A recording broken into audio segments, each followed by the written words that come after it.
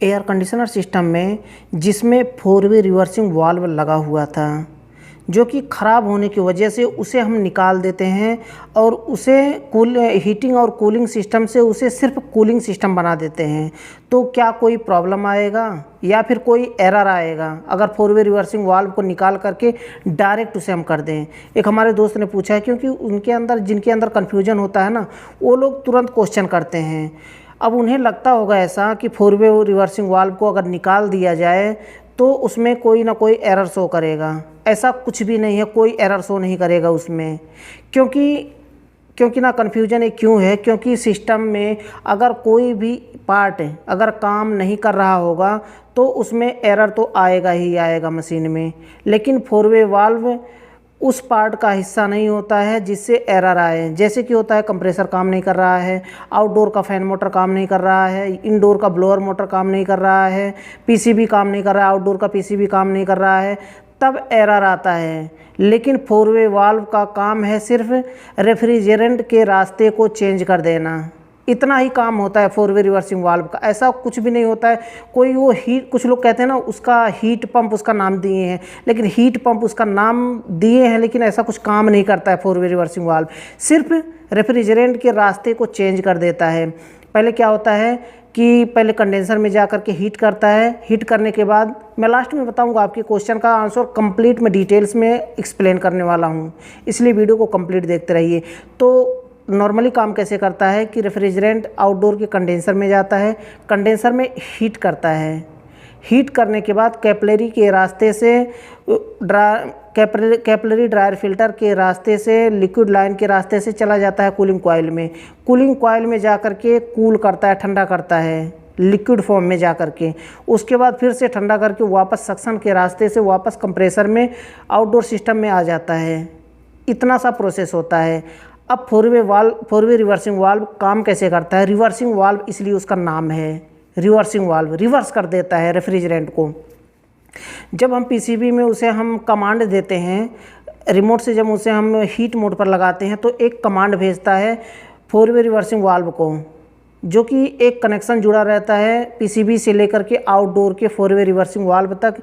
एक वायर के जरिए उसे जोड़ा जाता है और कमांड भेजता है। कमांड पहुंचता है 4 वे रिवर्सिंग वाल्व में, और 4 वे रिवर्सिंग वाल्व में एक मैग्नेटिक उसमें कॉन्टेक्टर जैसा कॉइल जैसा लगा होता है। वो क्या करता है, उसमें बहुत तेज़ी से झटका मारता है और उसमें स्लाइडिंग ऐसे लगा होता है 4 वे रिवर्सिंग वाल्व में। अब मैं आपको दिखाने की कोशिश कर रहा हूँ। इस तरह से उसमें स्विच का काम करता है। पहले रेफ्रिजरेंट इस रास्ते से जा रहा था, 2 तरफ होता है, 2 तरफ एक बार जाता है जो कि कंडेंसर में भेजता है, और दूसरी तरफ से निकलेगा तो वो जो कूलिंग कॉइल से सक्शन के रास्ते से आ रहा है ना, उसमें जा कर के जुड़ा रहता है। 3 पाइपें होती हैं, 4 पाइपें होती हैं, लेकिन एक तो डिस्चार्ज से निकलता है, और एक कंडेंसर में जाता है, और एक सक्शन लाइन में जाता है, एक कंप्रेसर के सक्शन में चला जाता है। 4 लाइनें होती हैं। तो होता क्या है कि 2 लाइनों का सिर्फ ऐसे जो होता है ना, एक बार इसमें जाता है तो कंडेंसर में चला जाता है। आप देख सकते हैं इमेज में, एक तरफ जाएगा तो कंडेंसर में चला जाएगा।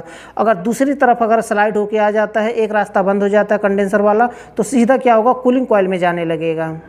इतना सा काम होता है उसका, सिर्फ रेफ्रिजरेंट के रास्ते को चेंज कर देता है। पहले कंडेंसर में जा रहा था तो कंडेंसर में हीट हो रहा था, अब क्या हो रहा है कि अब वही रास्ता चेंज होकर के स्लाइड होकर उधर चला गया, उस तरफ का रास्ता बंद हो गया।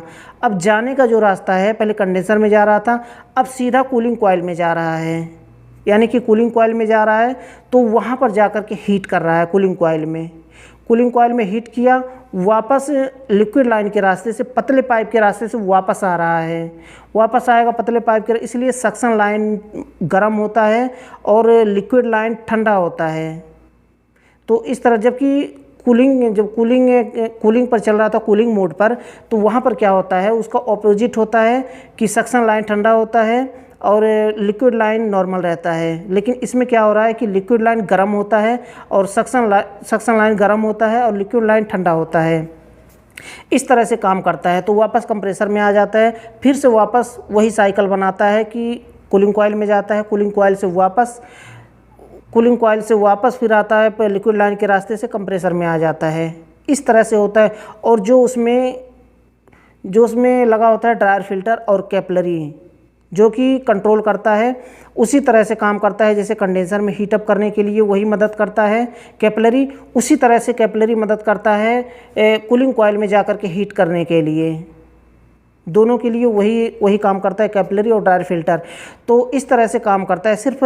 और मैं लास्ट में अब बता दूं आपको कि अगर आप निकाल देते हैं उसे डायरेक्ट कर देते हैं, यानी कि डायरेक्ट करने का मतलब मैं आपको कंप्लीट वीडियो एक बना रखा हूं कि हीटिंग मोड से हीटिंग और कूलिंग यूनिट है, आप उसे सिर्फ कूलिंग यूनिट कैसे बना सकते हैं। उसके लिए डिस्क्रिप्शन में लिंक मिल जाएगा, वहां से क्लिक करके उस वीडियो को देखिए और सीखिए कि किस तरह से आप उसको हीटिंग और कूलिंग यूनिट को आप सिर्फ कूलिंग यूनिट बना सकते हैं। सिर्फ करना क्या है, 4 वे रिवर्सिंग वाल्व को चेंज करके आपको सक्शन लाइन जो है, सक्शन लाइन सीधा कंप्रेसर के सक्शन में जोड़ना है और डिस्चार्ज लाइन सीधा कंडेंसर में जो जा रहा है इनपुट वहाँ पर जोड़ना है डिस्चार्ज लाइन, और आउटलेट जो निकल रहा है वो कैपिलरी और ड्रायर फिल्टर के रास्ते से इनडोर में चला जाएगा। बस इतना सा होता है। मैं आपको इमेज के थ्रू में समझा दिया हूँ, मुझे लगता है कि आपको समझ में आ गया होगा और एरर कोई भी नहीं आएगा उसमें। लेकिन ध्यान रहे कि जो नया सिस्टम आ रहे हैं उसमें अगर आप हीटिंग मोड पर रखते हैं तो पीसीबी क्या करेगा, पीसीबी तो कमांड भेज देगा, पीसीबी कमांड भेज देगा कि 4 वे रिवर्सिंग वाल्व को स्टार्ट करना है, लेकिन 4 वे रिवर्सिंग वाल्व रहेगा ही नहीं। तो हो सकता है नए सिस्टम में एरर शो हो जाए, लेकिन एरर शो होकर कुछ होगा नहीं, फिर भी सिस्टम सही चलेगा। क्योंकि ऐसा नहीं है कि 4 वे रिवर्सिंग वाल्व को कमांड भेजता है तो क्या कंप्रेसर बंद हो जाता है, नहीं, कंप्रेसर तब भी वर्क करता है।